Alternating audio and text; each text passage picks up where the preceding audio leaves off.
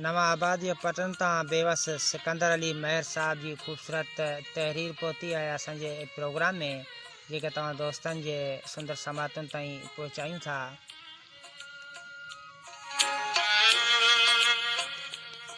ओ मुंहिंजा मलूकड़ा पिरी, तूं शायदि नथो ॼाणी त आउं तोसां केतिरो प्यार करियां थो।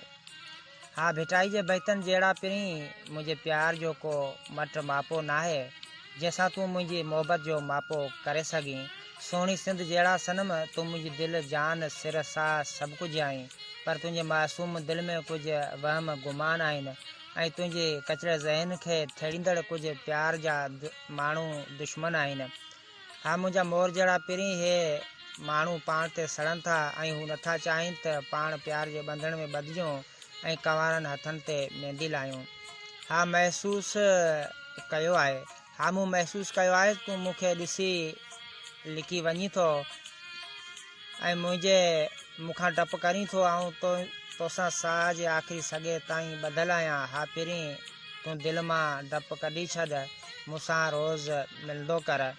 सच पुछी तूं मूंखे ॾाढो वणी थो, जॾहिं मुर्की पंहिंजो रओ तूं चपनि में ॿी थो। सर्तियुनि सां गॾु तुंहिंजो हलणु ऐं ॻाल्हियूं करणु, हा तुंहिंजी हर अदा मुनफ़रद ऐं दिलकश आहे। हा मुंहिंजे रूह जी राणी, अञा के मन जूं ॻाल्हियूं करणियूं अथमि तोसां ऐं तुंहिंजो नाज़ुक नरम हथ पंहिंजे हथ में झले हलणो अथमि, भले ई ज़मानो ॾिसे। मुंहिंजे थर जी कोयल, तूं ॿियनि जे ख़ातिर पंहिंजो जीवन न उजाड़, तूं मुंहिंजी ज़िंदगी आहीं, तूं मुंहिंजी बंदगी आहीं।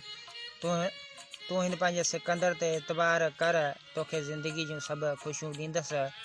तूं मन जे मंदर जी मूर्ति आहीं, बसि तूं पक ॾे मूंखे कोन छॾींदे। हा आऊं हर हाल में तुंहिंजो आहियां, तोसां गॾु आहियां, फ़िकर तुंहिंजो सिकंदर महर।